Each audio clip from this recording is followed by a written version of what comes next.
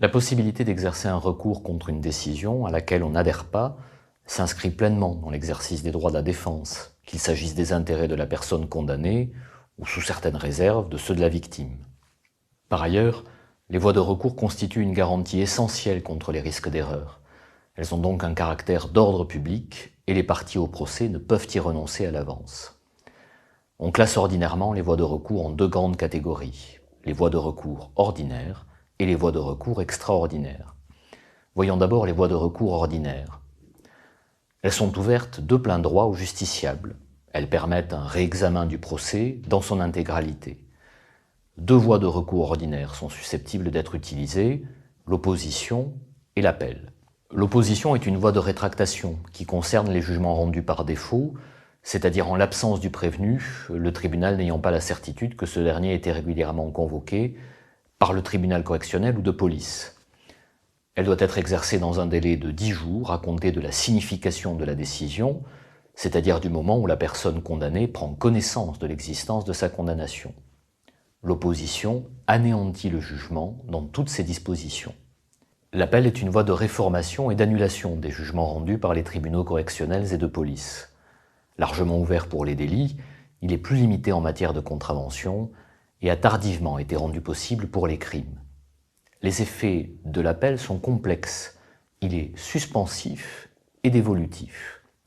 Suspensif, cela signifie que le délai d'appel et l'appel lui-même suspendent l'exécution du jugement attaqué. L'effet suspensif connaît toutefois des limites, notamment lorsque le tribunal a placé le condamné sous mandat de dépôt. Celui-ci est alors incarcéré en dépit de son appel. Dévolutif, cela signifie que la cour d'appel va réexaminer le procès dans son ensemble. Voyons maintenant les voies de recours extraordinaires. Elles tendent à la saisine de la Cour de cassation, on parle alors d'un pourvoi, et ne sont ouvertes aux parties que dans des cas limitativement encadrés par la loi.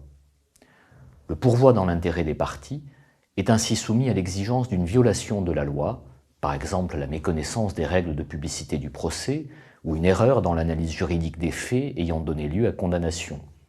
Le pourvoi est suspensif et la chambre criminelle de la Cour de cassation contrôle la légalité de la décision attaquée.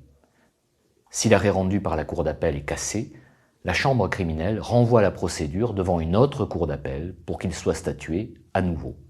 Le pourvoi dans l'intérêt de la loi est exercé par le procureur général près la Cour de cassation lorsqu'une décision, manifestement sujette à cassation, n'a pas été querellée par les parties. Le procureur général peut, malgré l'expiration du délai, se pourvoir dans le seul intérêt de la loi. Ce recours exceptionnel est sans effet sur la situation des parties, qui ne peuvent en retirer aucun bénéfice, il n'est pas suspensif et la décision attaquée sera donc exécutée. La demande en révision et en réexamen s'applique aux condamnations pénales ayant reconnu une culpabilité et devenue définitive. Elles ne sont donc plus, théoriquement, susceptibles de recours. Ces deux procédures permettent de corriger une éventuelle erreur judiciaire. Elles sont menées devant la Cour de révision et de réexamen, présidée par le président de la chambre criminelle de la Cour de cassation, et obéissent à des conditions précises, notamment la découverte d'un fait nouveau, inconnu au jour du procès, et de nature à faire naître un doute sur la culpabilité du condamné. Si la demande prospère, la condamnation sera annulée et le condamné, reconnu innocent, aura droit à la réparation de son préjudice matériel et moral.